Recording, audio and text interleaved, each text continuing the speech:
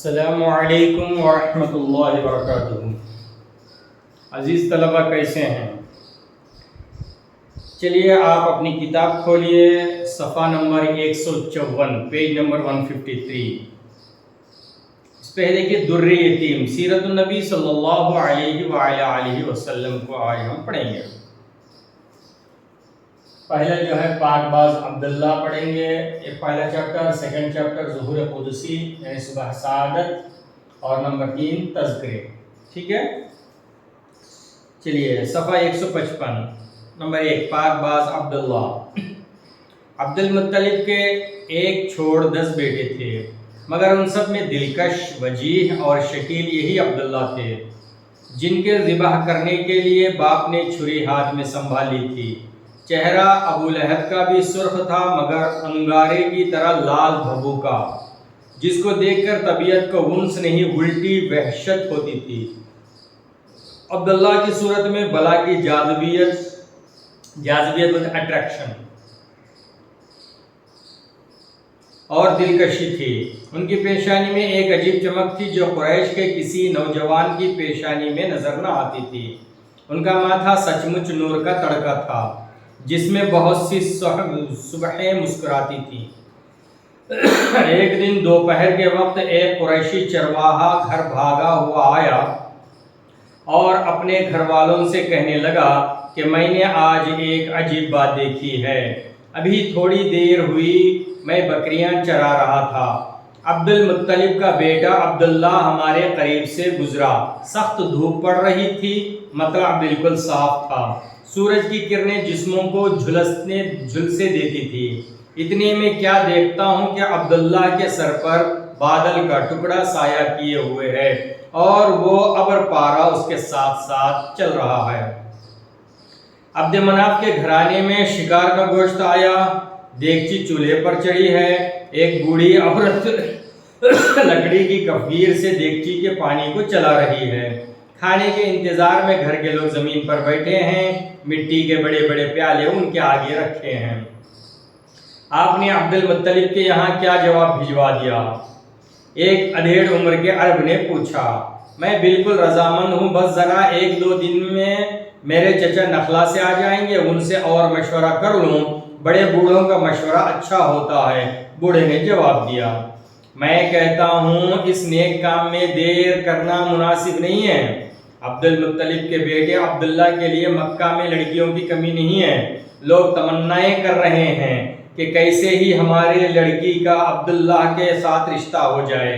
عبداللہ جیسا لڑکا چراغ لے کر ڈھونڈو گے تو بھی سارے عرب میں نہ ملے گا۔ اس کا گھرانہ قریش کا سب سے محترم گھرانہ ہے۔ اس کے باپ عبد المطلب سید القریش ہیں، اور ان کا یہ شرف کیا کم ہے کہ وہ چاہے زمزم جسے عمرو بن حرث جرہمی نے بند کرا دیا اور کسی کو یاد بھی نہ رہا کہ یہاں اس نام کا کوئی کنواں بھی تھا، عبد المطلب نے اپنے بیٹے حارث کو لے کر کھود نکالا۔ ابن عم نے بھتیجے، جلدی کرو، آمینہ کی تقدیر کے ستارے کو جلدی چمکا دو۔ بات طے ہو گئی، عبد المطلب کے یہاں جواب بھجوا دیا گیا کہ ہمیں رشتہ منظور ہے۔ دونوں طرف خوشی ہونے لگی۔ عبداللہ باپ کا چہیتا اور ذبیح بیٹا تھا، جس کی شرافت اور نیکوکاری کے قریش قسم کھاتے تھے، اور بی بی آمینہ اپنے گھرانے کی چشم چراغ تھیں، عفت و حیا کا مجسمہ، پاکیزگی کا پیکر۔ عرب کی عورتیں میلوں میں بے باکی کے ساتھ شریک ہوتی، قریش کے بزم نو نوش میں کو گرماتی، مگر آمینہ کی جبلت ان سب سے جدا اور منفرد تھی۔ وہ اپنے عزیزوں سے بات کرتے شرماتی، سر سے دوپٹہ ڈھلکنے نہ پاتا۔ قریش کی عورتیں کہا کرتی تھیں کہ آمینہ تو سچ مچ گڑیا ہے، بے زبان، سنجیدہ اور متین، دوسری لڑکیوں کی طرح شوخیاں اس سے نہیں آتی۔ آمینہ کے گھر والے اس سے محبت ہی نہیں بلکہ احترام کرتے تھے۔ عبد المطلب اپنے ساتھ رؤسائے قریش کو لے کر عبداللہ کے سسرال پہنچے۔ لڑکی والوں نے بارات کا استقبال کیا۔ عرب کے قدیم طریقے نکاح کی رسم ادا ہوئی۔ انتہائی سادگی کے ساتھ اعلان ہوا کہ عبداللہ ابن عبد المطلب اور آمینہ بنت وہب ایک دوسرے کے نکاح میں آ گئے۔ عبد المطلب کو لوگوں نے مبارکباد دی۔ سید القریش نے اظہار شکر کے لیے آسمان کی طرف دیکھا، دو تقدیروں کے ستارے مل گئے اور دو زندگیاں ایک دوسرے کی شریک بن گئیں۔ آمنہ رخصت ہو کر سسرال آئیں، اقبال مند بہو کا گھر والیوں نے استقبال کیا، بلکہ اس کی راہ میں آنکھیں بچھا دی۔ ہر کسی کی زبان پر تھا کہ دلہا دلہن کا ایسا خوش نصیب جوڑا آج تک دیکھنے میں نہیں آیا۔ عبداللہ آفتاب تو آمنہ ماہتاب ہے، دونوں نیک اور شرمیلے، شرافت غیرت کے نمونے، ایک دوسرے کا جواب، اسے چھپاؤ اور نہ اسے نکالو۔ عبد المطلب نے عبداللہ اور دوسرے بیٹوں کو ساتھ لے کر شکرانے کے لیے کعبہ کا طواف کیے۔ یہ رہا حضرت عبداللہ اور حضرت آمنہ کا نکاح ہو گیا۔ اب ظہور قدسی اللہ کے نبی صلی اللہ علیہ وسلم دنیا میں تشریف لائے۔ پارٹ 2، ظہور قدسی صبح سعادت۔ جس سہانی گھڑی چمکا طیبہ کا چاند، جس سہانی گھڑی چمکا طیبہ کا چاند، اس دل افروز ساعت پر لاکھوں سلام۔ زندگی خواب ہے اور بہت سے خواب سچ مچ زندگی بن جاتے ہیں۔ ہر کسی کو ایسے سچے خواب دکھائی نہیں دیتے۔ آمنہ کو خواب نظر آنے لگے، نہایت ہی عجیب و مبارک خواب۔ کبھی یہ کہ بی بی آمنہ کا جسم خاکی ایک بارگی آئینے کی طرح جھلکنے لگا اور روئیں روئیں سے سرد شعاعیں نکلنے لگیں۔ کبھی کانوں سے سنا کہ بہشت کی حوریں، آسمان کے فرشتے اور مقدس روحیں مبارکباد دے رہی ہیں۔ کبھی سوتے میں ایسا محسوس ہوا کہ وہ اپنی نورانی اور شفاف جسم کے ساتھ بلندی پر ہیں، یعنی اونچائی پر۔ اونچے سے اونچا پہاڑ پست نظر آتے ہیں، آمنہ کے تلوے ستاروں کو چھو رہے ہیں اور چاروں طرف تہنیت و مبروک کے زمزمے چھڑے ہیں۔ دستور کے مطابق قبیلے کی عورتیں آمنہ کی مزاج پرسی کے لیے آتی تو انہیں کچھ ایسا نظر آتا جیسے بام کعبہ سے لے کر عبداللہ کے گھر تک، بام مانے چھت، کعبۃ اللہ کے چھت سے لے کر عبداللہ کے گھر تک نور کا شامیانہ تنا ہوا ہے، جسے کافوری شمعوں سے زیادہ اجلے اور روشن ہاتھ تھامے ہوئے ہیں۔ گھروں میں چرچے ہونے لگے کہ وہب کی بیٹی، عبد المطلب کی بہو، عبداللہ کی شریک حیات اور ہونے والے بچے کی ماں آمنہ خود زہرا وہ مشتری بنی جا رہی ہے۔ یہ لو ستارے زمین پر جھک آئے، یہ آج کیا ہو رہا ہے؟ عبداللہ کی پھوپھی نے کہا، میں بھی دیکھ رہی ہوں کہ جتنی روشن یہ پچھلی رات ہے اتنے اجلے تو دن بھی نہیں ہوتے۔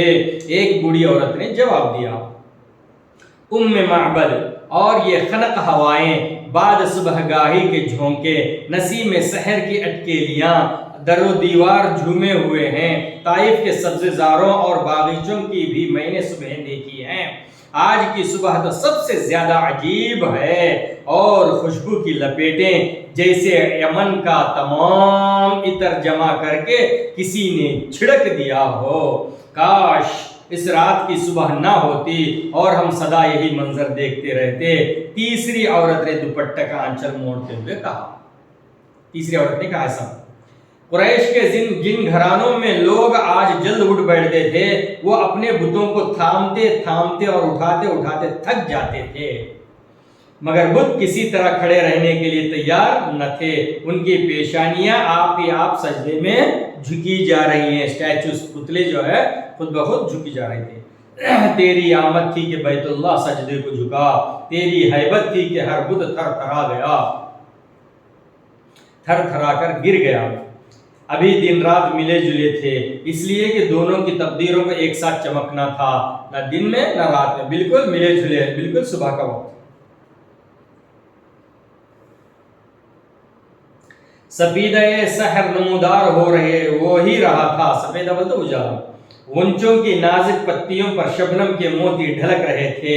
سرد شمشاد نے پھولوں کی مہک پا کر انگڑائی لی، طائران خوش نوا کی چہکاروں سے تمام فضا نغمزار بن گئی۔ جنت آج سچ مچ زمین پر اتر آئی تھی۔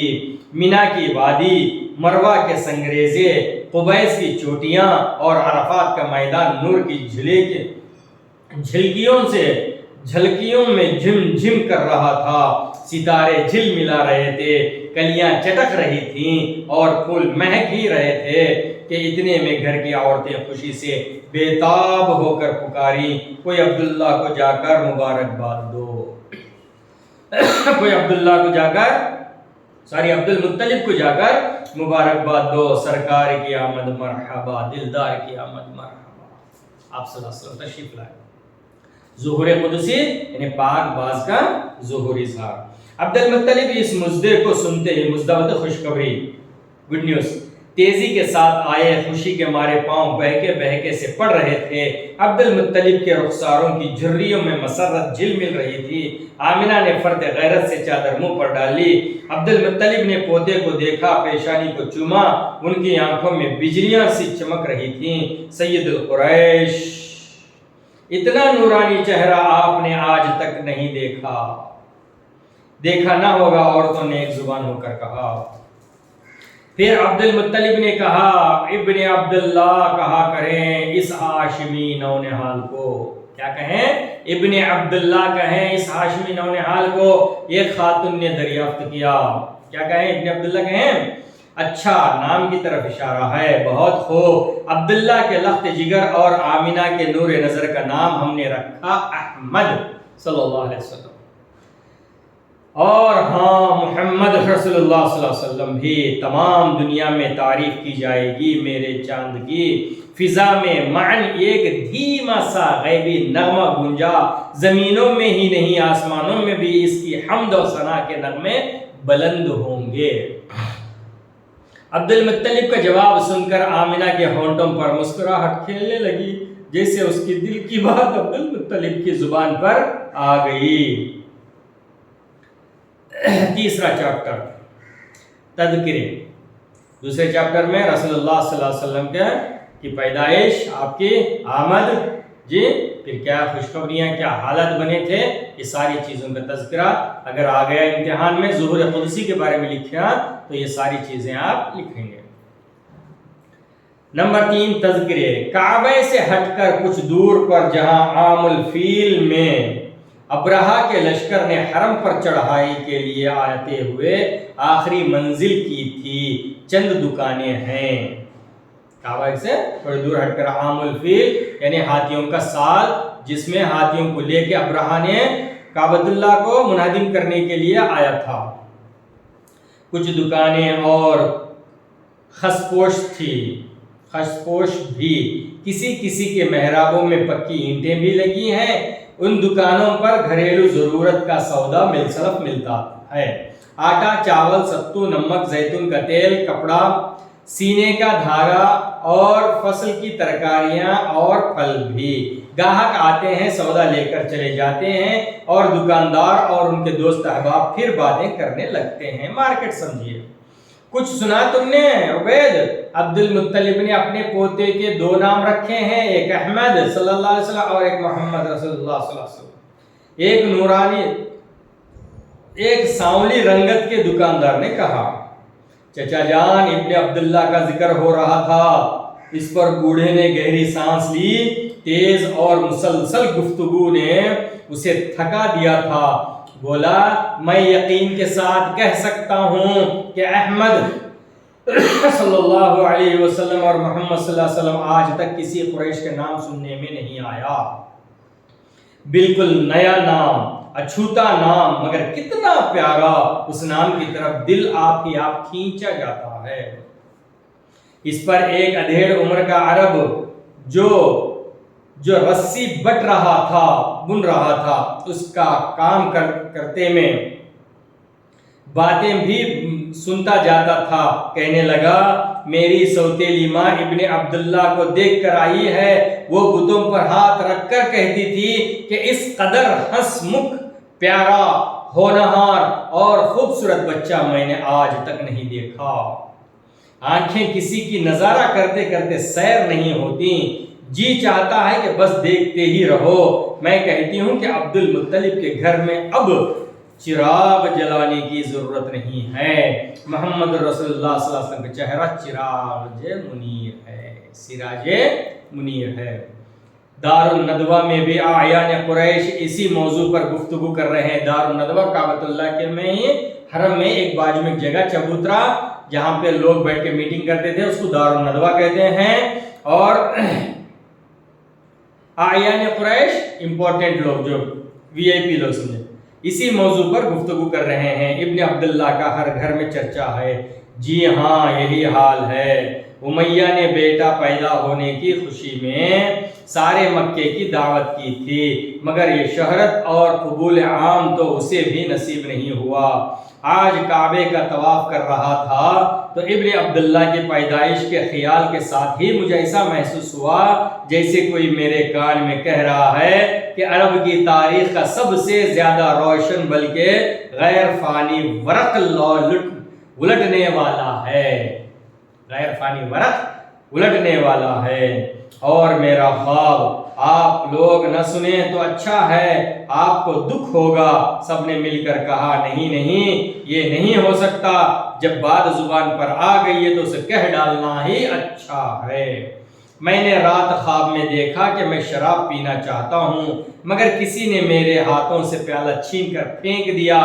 कुरैश का एक सरदार जिसकी दाढ़ी घनी और सर के बाल उलझे उलझे से थे, जब शेर और शायरी का जिक्र छिड़ गया है तो मुझसे भी दो शेर सुन लीजिए। आज ही कहे हैं अब्दुल्ला के बेटे की विलादत व सआदत का हाल सुनकर। अब्दुल्ला बयाबान में है और उसके घर में चांद निकला है। काश उस तक ये पैगाम पहुंच सकता है। बनी हाशिम पहले ही से मुफख्खर और मोहतरम थे, मगर अब उनकी जबीन फख्र आसमान से भी ऊंची हो गई। जबीन पेशानी फख्र तक एजाज। ये इज्जतें किस्मत वाले को ही मिलती हैं। अहसनत मरहबन सदक़त यब्न अम की सदाएं गूंजने लगी।